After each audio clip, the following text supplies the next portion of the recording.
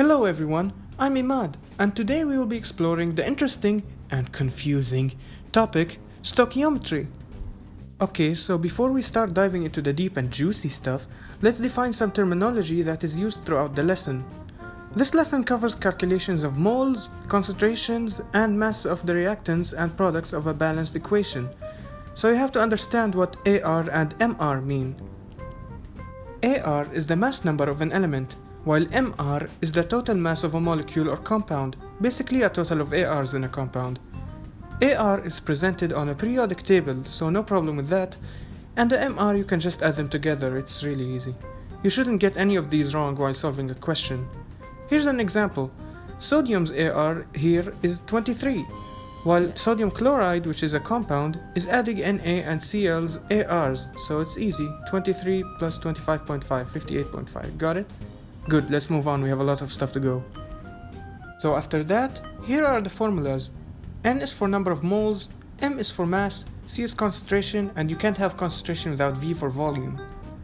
The first two ones are self-explanatory. Number of moles is the mass divided upon the AR if it was a solitary element, and upon the MR if it was a molecule or compound, which is almost always the case in questions.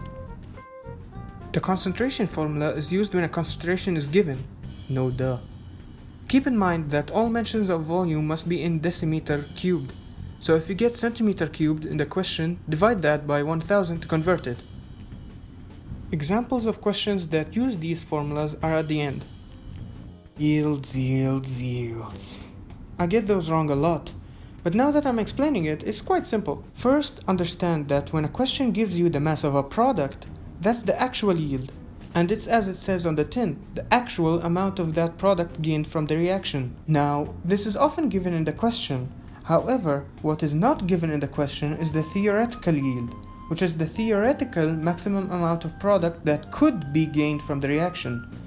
You will be asked to calculate this in order to find out the percentage yield, the actual yield over theoretical yield times 100. It is how much of the theoretical yield is actually produced.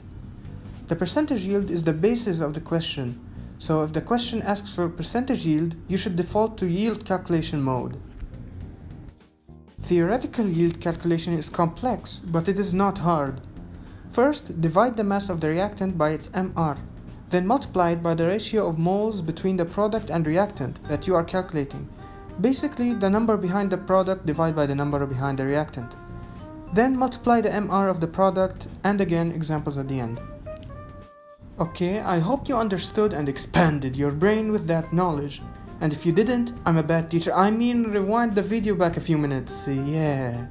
So now we are going to try out some examples for the formulas of number of moles. Here we have a decomposition reaction when barium carbonate is heated. First question, number of moles of barium carbonate. Alright, you probably figured it out. Use the N equals M over MR formula and it should be easy. Second, calculate the volume of carbon dioxide, which is a gas. You should first identify which formula to use, so I'll give you a second. Second over, it's N equals volume over 24, because it has volume in it without concentration. Now, we already know that N equals 0.0508, so we should convert the equation to make V the subject.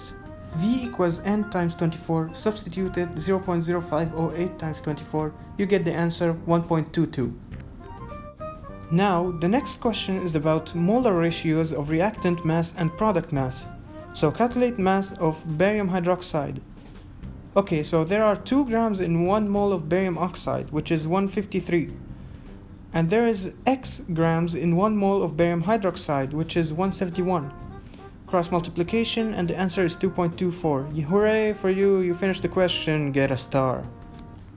And finally, example of percentage yield calculation. Here we go. Step 1. MR of reactant and product. Methanoic acid has 1 plus 12 plus 2 times 16 plus 1 equals 46. And methanamide has 1 plus 12 plus 16 plus 14 plus 2 equals 45.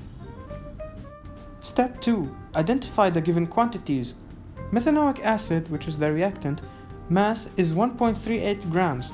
And the product acquired is 0.945 grams, which is the actual yield. Step 3. Substitute. Now we have to calculate the maximum, the theoretical yield. Our previous formula becomes 1.38 over 46 multiply 1 over 1, because there's only 1 mole of each, times 45 equals 1.41. Finally, step 4, percentage. The previous actual yield 0.945 divided by the theoretical yield 1.41 and multiply that by 100. You get the answer, which is 70%. As you can see, I broke it down into simple steps to help you understand it better. This is the end of the video, and I hope that you understand this topic a bit more, so don't be like me in the mocks who got like none of these correct. Special thanks to best chemistry teacher Miss Bennett for assigning this to me, and it helped me comprehend the topic in a new and interesting way. So good luck and have a nice day, y'all.